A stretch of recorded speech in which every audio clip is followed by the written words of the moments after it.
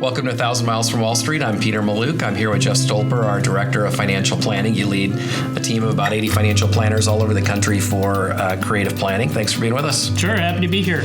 And one of the studies you were recently talking to me about is the CFP board study about the percentage of people that have a plan and don't have a plan, the different types of plans that they have.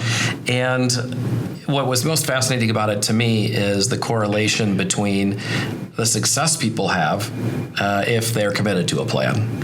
Yeah. So maybe break down the four quadrants that the CFP board came up with. Sure, yeah, this is definitely what I do in my free time is read CFP board studies. So it broke it out into four categories. On either end, it is definitely a lower distribution. So you've got, on one end, the non-planners that don't do any kind of financial planning. That was about 10% of the population. Within that group, 38% having significant credit card debt, with only 47% having a plan to reduce or pay off that debt. So not having a plan in place is definitely a detriment to those people's financial lives and future. The next category after non-planner would be limited planner. That's 33% of the population. Within that group, 44% have a budget and 40% have a plan to address a savings goal. Whether they're sticking to that budget or not, they might not even know, but they at least took a step to have a budget in place. How big is that group? That's 33%. And that's just people that on their own came up with a general, here's how much I bring in and here's how much I'm going to spend. I think a lot of Americans probably fall. Yeah, that makes sense to me. That'd be my guess too, and is still a great step in working towards a comprehensive financial plan, and is probably part of it as well. It keeps you from being in that 10% category that has all the credit card debt problem, just the basic budgeting. Yeah, absolutely. So even moving from non-planner to limited planner, within the limited planner group, 61% don't have any credit cards or credit card debt. So you're already taking a significant step forward. Yeah. The third category was the basic planner. It seems like that'd be a t-shirt, like basic planner. In that group, you've got 38%, and in that group, a combined 66% either have a comprehensive financial plan or plan to make one within a year.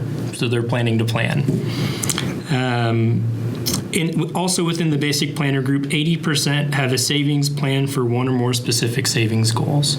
So that could be saving for a major trip or retirement, college education. Wedding, whatever. Yeah, whatever it is. And then the final group, and I know this kind of surprised you a little bit, is the comprehensive planner group, which is 19% of the population. Yeah, I just cannot believe it's that much. It's just absolutely shocking to me. It's definitely optimistic. I mean, within that group, 100% have a comprehensive financial plan. Also a shocking percentage. Yeah, and 94% are somewhat confident in their financial choices. So having that comprehensive financial plan in place is really giving them the confidence that they need to move forward with their financial lives and not go to bed at night worrying about what their savings are going to look like in the future. And we're always talking about is people spend thousands of hours working, and they spend thousands of hours spending the money that they earned. And it looks like if you just have a basic budget, you avoid major problems. And if you have a basic plan updated once a year, you've dramatically increased your chances of having success in terms of getting your financial life under control. Yeah, exactly right. The message, super simple.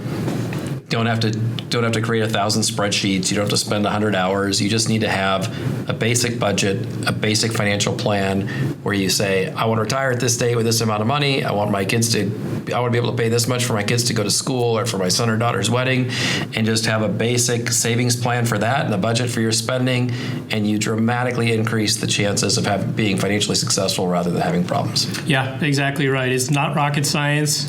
Just taking a step forward, moving towards your goals, and then just understanding what your goals are, I think are very important. Thanks, Jeff. Yep.